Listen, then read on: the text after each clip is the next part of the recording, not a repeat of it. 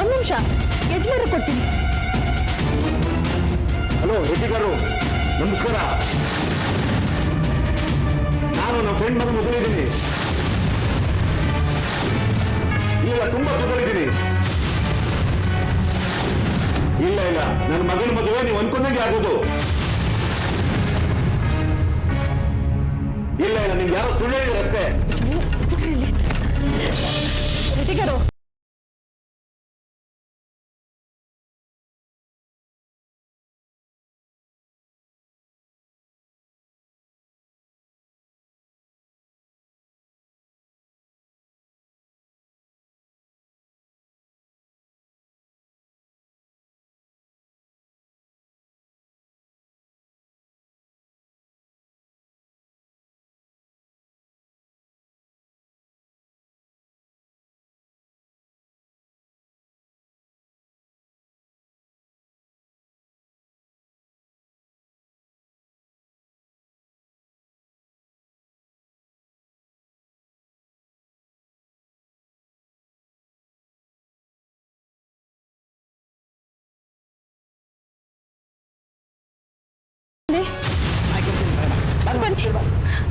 ಮುಹೂರ್ತ ಮೀರ್ತಾ ಇದೆ, ಸಂಬಂಧಪಟ್ಟವ್ರನ್ನೆಲ್ಲ ಬೇಗ ಕರೆಸಿ. ಕರಿತೀನಿ.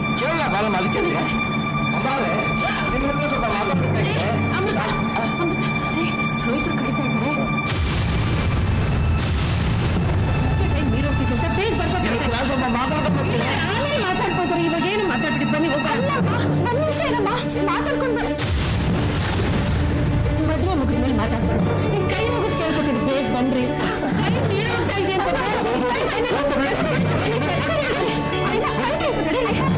ನಡೀರಿ ನೀವು.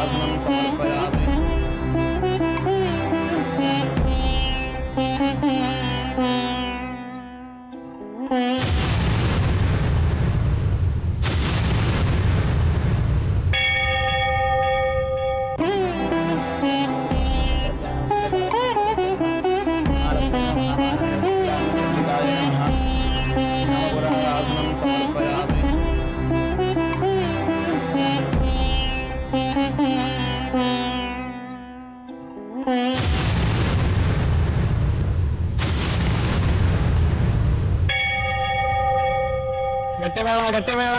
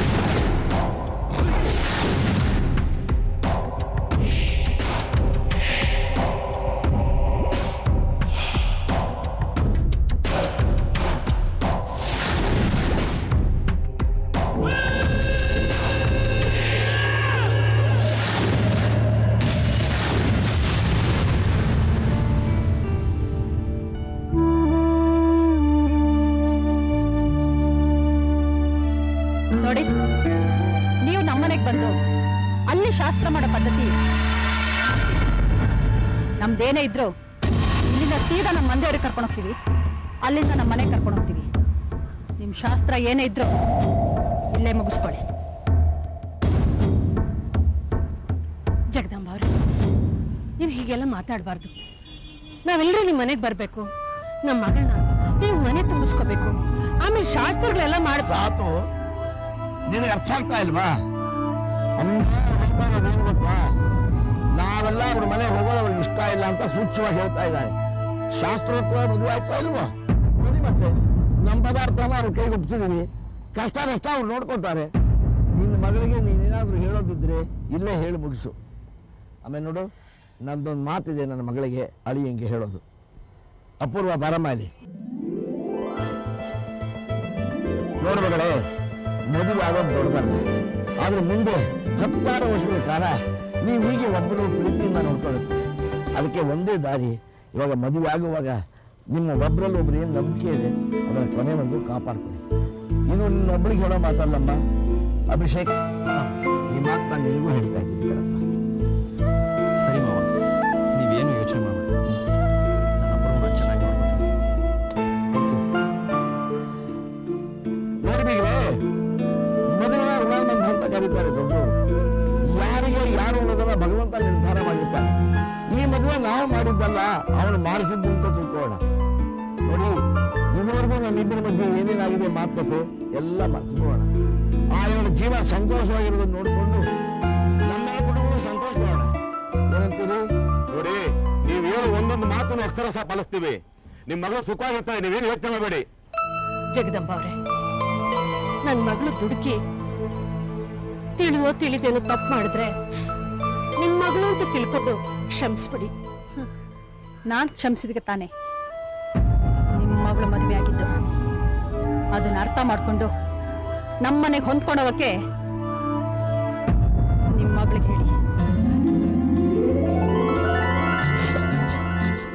ಅಪೂರ್ವ, ನೋಡಮ್ಮ,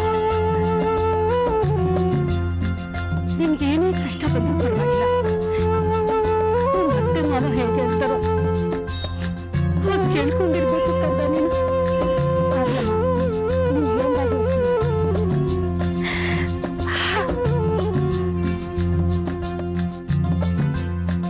ಅಪೂರ್ವ, ನಿಂಗೆಲ್ಲ ಒಳ್ಳೇದಾಗತ್ತೆ ಕಣೆ.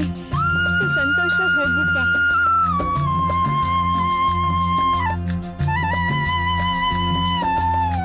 ನೋಡಪೂರ್ವ,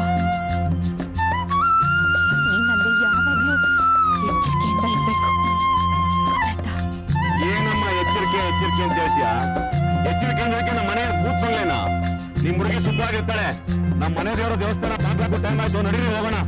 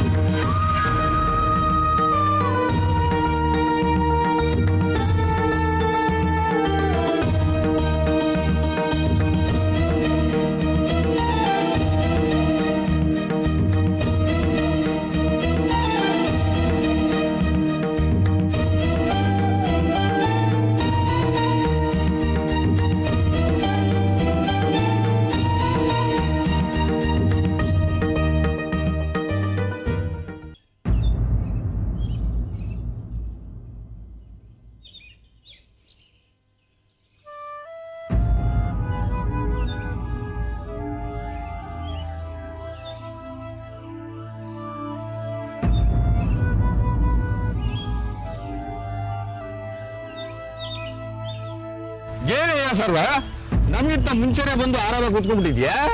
ಅಲ್ಲ, ಎಲೆಕ್ಷನ್ ದಿನ ಹತ್ರ ಆಗ್ತಿದ್ದಂಗೆ ನಿನ್ ಡಿಮ್ಯಾಂಡ್ ಬಹಳ ಜಾಸ್ತಿ ಆಗಿದೆ ಅಂತ ನಾವು ತಿಳ್ಕೊಂಡಿದೀವಿ. ನೀನು ಆರಾಮಾಗಿ ಬಂದು ಇಲ್ಲಿ ಕುಳಿತಿದೀಯಲ್ಲಯ್ಯ. ಅಲ್ಲಯ್ಯ, ಅದೆಲ್ಲ A to Z ರಾಜಕೀಯ ಪಕ್ಷದವರೆಲ್ಲ ಬೆಳಬೆಳಗ್ಗೆ ಮನೆಗೆ ಬಂದ್ಬಿಟ್ಟಿದ್ರು.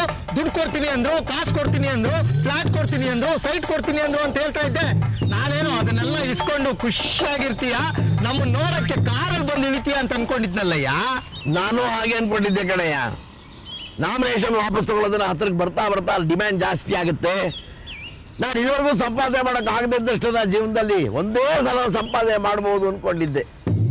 ಡಿಮ್ಯಾಂಡ್ ಜಾಸ್ತಿ ಆಗಲಿ ಅಂತಾನೆ ನಾನು ಇದುವರೆಗೂ ಅವ್ರ ಕಣ್ಣು ತಪ್ಪಿಸಿ ಓಡಾಡ್ತಾ ಇದ್ದೆ. ಇವಾಗ ಯಾಕೋ ಅವರು ನನ್ನ ಕಣ್ಣು ತಪ್ಪಿಸಿ ಓಡಾಡೋಕೆ ಶುರು ಮಾಡಿಬಿಟ್ಟಿದ್ದಾರೆ. ಅಯ್ಯ, ನಾಮಿನೇಷನ್ ವಾಪಸ್ ತಗೊಳ್ಳೋದಕ್ಕೆ ಇನ್ನೂ ಟೈಮ್ ಇದೆಯಲ್ಲಯ್ಯ. ಸರ್ವ ಕೊನೆವರೆಗೂ ಕಾದ್ ನೋಡಯ್ಯ. ಹೌದಯ್ಯ, ಹೇಗಿದ್ರು ಟೈಮ್ ಇದೆ. ಯಾರ್ಯಾರು ಏನೇನು ತಂದು ಕೊಡ್ತಾರೋ ತಂದು ಕೊಡ್ಲಿ ಬಿಡು. ಅದಕ್ಕೆ ಅಲ್ವಯ್ಯ ನಾನು ಕಾಯ್ಕೊಂಡು ಕೂತಿರೋದು. ಇದೇನು ನಾನು ಎಲೆಕ್ಷನ್ ಅಲ್ಲಿ ಗೆದ್ದು ಊರು ಉದ್ಧಾರ ಮಾಡ್ತೀನಿ ಅನ್ಕೊಂಡಿದ್ದೀನಾ? ನಾನು ಉದ್ಧಾರ ಆಗ್ತೀನಿ ಅನ್ಕೊಂಡಿದ್ದೀನಪ್ಪ. ನಾನು ಅವತ್ತು ನಿಮ್ಗೆ ಹೇಳಿಲ್ವೇನ್ರಯ್ಯ, ನನ್ನ ಭಾಗಕ್ಕೆ ಎಲೆಕ್ಷನ್ ಅಂದ್ರೆ ಪ್ಯೂರ್ ಕಲೆಕ್ಷನ್ ಅಂತ. ನಾಮಿನೇಷನ್ ಫೈಲ್ ಮಾಡಿದಾಗಲೇ ಅವ್ರು ನೀವು ವಾಪಸ್ ತಗೊಂಬಿಡಿ, ನಮಗೆ ಬೆಂಬಲ ಕೊಡಿ ಅಂದ್ರು ಕಣಯ್ಯ. ನಾನು ಆವಾಗಲೇ ಅವ್ರ ಮಾತು ಕೇಳಿಬಿಟ್ಟಿದ್ರೆ ಇಷ್ಟೊತ್ತಿಗೆ ನೀವು ಹೇಳಿದಾಗೆ ಕಾರಲ್ಲೇ ಬರ್ತಾ ಇದ್ದೆ ಕಣ್ರಯ್ಯ. ಡಿಮ್ಯಾಂಡ್ ಕ್ರಿಯೇಟ್ ಮಾಡ್ತೀನಿ ಅಂತ ಹೇಳ್ದವ್ ನೀನೇ ತಾನೇ? ಹೋದ್ರೆ ಗೆಲ್ಸ್ಕೊಂಡ್ಬಿಟ್ರೆ ನಿನಗೆ ಬೆಲೆ ಇರೋದಿಲ್ಲ ಅಂತ ಹೇಳ್ದವ್ ನೀನೇ ತಾನೇ? ಇನ್ನ ತಡ ಮಾಡಬೇಡ ಕಣಯ್ಯ, ನೀನೇ ಎಲ್ಲಾರ ಹತ್ರನು ಹೋಗಿ ಅದೇನ್ ಕೊಡ್ತಿರೋ ಕೊಟ್ಬಿಡ್ರಪ್ಪ, ನನ್ಗೆ ಎಲೆಕ್ಷನ್ ಬೇಡ ಏನೂ ಬೇಡ ಅಂತ ಹೇಳ್ಬಿಟ್ಟು ಬಂದ್ಬಿಡು. ಸಾಕು ಸುಂದರ ಮಂಗನೆ. ರಾಜಕೀಯದಲ್ಲಿ ಕೊನೆ ಗಳಿಗೆನೆ ಈ ಅರೇಂಜ್ಮೆಂಟು ಅಡ್ಜಸ್ಟ್ಮೆಂಟು ನಡೆಯೋದು. ಅಂದ್ರೆ ಈ ಪಕ್ಷದವ್ರು ಆ ಪಕ್ಷಕ್ಕೆ ಹೋಗೋದು, ಆ ಪಕ್ಷದವ್ರು ಈ ಪಕ್ಷಕ್ಕೆ ಬರೋದು, ಈ ಪಕ್ಷದವ್ರು ಬೆಂಬಲಿಗರು ಆ ಪಕ್ಷಕ್ಕೆ ಬೆಂಬಲಿಸೋದು, ಆ ಪಕ್ಷದ ಬೆಂಬಲಿಗರು ಈ ಪಕ್ಷಕ್ಕೆ ಬೆಂಬಲಿಸೋದು. ಇದೊಂಥರ ಮರಪಾತಿ ಆಟ ಇದ್ದಾಗೆ ಕಣೋ. ಇದ್ರ ಕ್ಲೈಮ್ಯಾಕ್ಸ್ ನಡೆಯೋದು ಯಾವಾಗ ಗೊತ್ತೇನೋ? ನಾಮಿನೇಷನ್ ವಾಪಸ್ ತಗೊಳ್ಳೋ ಇನ್ನೊಂದು ದಿನ ರಾತ್ರಿ ನಡೆಯುತ್ತೆ. ಇವರು ಕೋತಿ ಆಟ ಎಲ್ಲ ಆಡ್ಕೊಂಡು ಕಡೆಗಳಿಗೆ ನನ್ನ ಹತ್ರ ಬರ್ತಾರೆ, ಬಂದೇ ಬರ್ತಾರೆ. ಸರ್ವೋತ್ತಮ, ಈ ಸಾರಿ ಬಂದ್ರು ಬಿಡ್ಲೇಬೇಡ. ಅವ್ರು ಏನೇನ್ ಕೊಡ್ತಾರೋ ಏನಿಲ್ಲ, ರಾಜಕೀಯ ಅಂದ್ರೇನು? ಕೊಡೋದು ಕಿತ್ಕೊಳ್ಳೋದೆ. ಅವ್ರು ಕೊಡ್ಲೇಬೇಕು, ಕಿತ್ಕೊಳ್ಳೇಬೇಕು. ಏನಂತೀರಿ? ಹಲೋ ಹಲೋ, ರೆಡ್ಡಿ గారు నమస్తే. బాగున్నారా రెడ్డి గారు? రెడ్డి గారు ಯಾವುದೇ ರೀತಿ ಅನುಮಾನ ಇಟ್ಕೊಂಬಿಡಿ ರೆಡ್ಡಿ గారు. ರೆಡ್ಡಿ గారు, ನಾವು ಕೊಟ್ಟ ಮಾತನ್ನ ಖಂಡಿತವಾಗ್ಲೂ ಉಳಿಸ್ಕೊಂತೀವಿ, ಅದ್ರಲ್ಲಿ ಅನುಮಾನನೇ ಇಲ್ಲ ರೆಡ್ಡಿ గారు.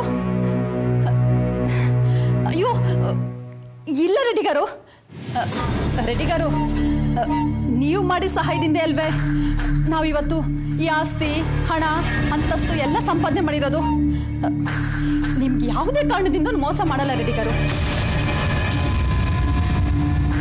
ಅಯ್ಯೋ ರೆಡ್ಡಿ గారు, ಇಲ್ಲ ಇಲ್ಲ ಇಲ್ಲ ರೆಡ್ಡಿ గారు, ನಾನೇ ಹೈದರಾಬಾದಿಗೆ ಬಂದು ನಿಮ್ಮ ಜೊತೆ ಮಾತಾಡಿ ಬರ್ತೀನಿ. ಹೌದು ರೆಡ್ಡಿ గారు, ಈಗ ನೆಕ್ಸ್ಟ್ ಫ್ಲೈಟಿಗೆ ಬರ್ತಾ ಇದ್ದೀನಿ ರೆಡ್ಡಿ గారు.